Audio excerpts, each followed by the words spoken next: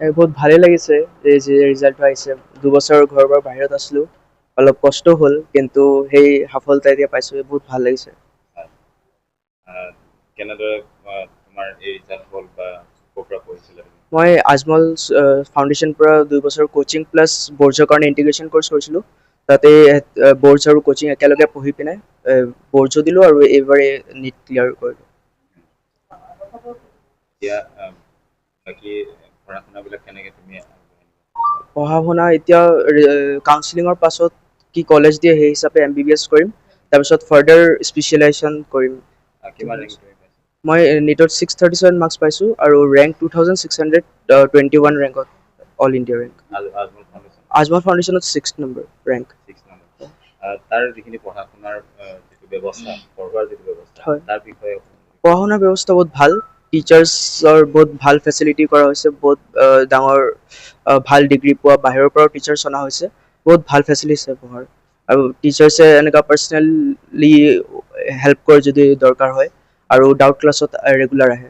গীতৰ কাৰণে তোমাক কোনে অনুপ্ৰাণিত যোগাইছিল বা নীটৰ কাৰণে মোৰ এনেই সৰুৰ পৰাই মন আছিল যে ডক্তৰ বনিবলৈ, সেইটো কাৰণে নিজৰ পৰাই মন গৈছিলে আৰু নীট কৰিম বুলি। তাৰপিছত সেইটোৱে দেউতাক ক'লোঁ, তাৰপিছত আগত মেট্ৰিক আৰু হায়াৰ ছেকেণ্ডেৰী তোমাৰ ৰিজাল্ট কেনেকুৱা মেট্ৰিক মই গুৰুকুল গ্ল'বেল একাডেমীৰ পৰা দিছিলোঁ, তাত 97.2% পাইছিলোঁ, আৰু হায়াৰ ছেকেণ্ডেৰী আজমল ফাউণ্ডেশ্যন পৰাই 90.6%। যথেষ্ট ভাল লাগিছে। হয়। দেউতা কি কৰে? দেউতা বিজনেছ। এটা অনুভৱ, যিহেতু আমাৰ উষা গৰঙা অঞ্চলত নীট ক্ৰেক কৰা ষ্টুডেণ্ট নায়েই, গতিকে ই প্ৰথমবাৰলৈ ক্ৰেক কৰিছে উষা গৰঙাৰ পৰা। গতিকে ভাল লাগিছে, আৰু মোৰ বেছি ভাল লাগিছে মানে সি খুব অমায়িক ল'ৰা, খুব অমায়িক, যিটোকে কওঁ সি খুব ভাল ধৰণে মানে, আৰু সি সৎসঙৰ ল'ৰা, গতিকে সি মাছ মাংস বা পিঁয়াজ নহৰু এইবিলাক নাখায়। তাত সি বইল দাইল, আলুগুটি ভাজি বা অন্যান্য কিবা চব্জি ভাজি এনেকৈ খাই পেলাই সি 25টা মাহ পঢ়িলে, দুবছৰ এমাহ পঢ়িলে, আৰু এতিয়া সি মানে শেষত আমাক এই ৰিজাল্টটো দিবৰ কাৰণে সি সমৰ্থ হৈছে। এতিয়া ভাল লাগিছে, এই অঞ্চললৈ সি গৌৰৱ কঢ়িয়াই আনিছে, আৰু ভৱিষ্যত তাৰ উজ্জ্বল কামনা কৰিছোঁ। আৰু এইখিনিতে এটা কথা ক'ব লাগিব, সি প্ৰথমতে আচলতে নুমলীগড় ৰিফাইনেৰী এখন DPS আছে, তাতে পঢ়িবলৈ গৈছিলে, এডমিশ্যন লৈছিলে।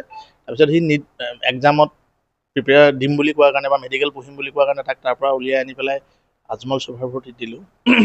মই গৰঙা বহুত অঞ্চলৰ মানুহে, এই অঞ্চলৰ মানুহে তাৰ দেউতাকক কৈছিলে যে মিয়াৰ কলেজতহে পঢ়াবলৈ পালি বুলি, কিন্তু আজি মিয়াৰ কলেজত পঢ়ি আজি উষা গৰঙালৈ সি গৌৰৱ কঢ়িয়াই আনিছে, সেইটো কাৰণে খুব ভাল লাগিছে। আৰু মোৰো ভাল লাগিছে, তাক যি ধৰণে কৈছিলোঁ সেইধৰণে সি পঢ়িলে, আজি তাৰ ঘৰখনত আনন্দৰ বন্যা বৈছে, গতিকে খুব ভাল লাগিছে। ইমান ধুনীয়া আমাৰ গৰঙা অঞ্চলটোত গৌৰৱ কঢ়িয়াই আনিছে, আমি সপোনতো ভবা নাছিলোঁ। আৰু সি বহুত কষ্ট কৰিয়ে পঢ়া শুনা ল'ৰা, আৰু সি অমায়িক, সি কথা শুনে, আৰু দেউতাকৰো যথেষ্ট আগ্ৰহী আছিলে যে তাক ভালকৈ পঢ়া শুনা কৰাই কিবা এটা কৰাব। দেউতা মা দুইজনেৰে হেৰিতে মানে আজি ল'ৰাও এনেকুৱা উন্নতি কৰিব পাৰিছে, সেইটোৱে আমাৰ ভাল লাগিছে। আৰু আমাৰ বংশৰ পৰিয়ালৰ ভিতৰত সি প্ৰথম হৈ আহিছে, সেইটো কাৰণে আমাৰ বেছি ভাল লাগিছে। আপুনি কোন হয়?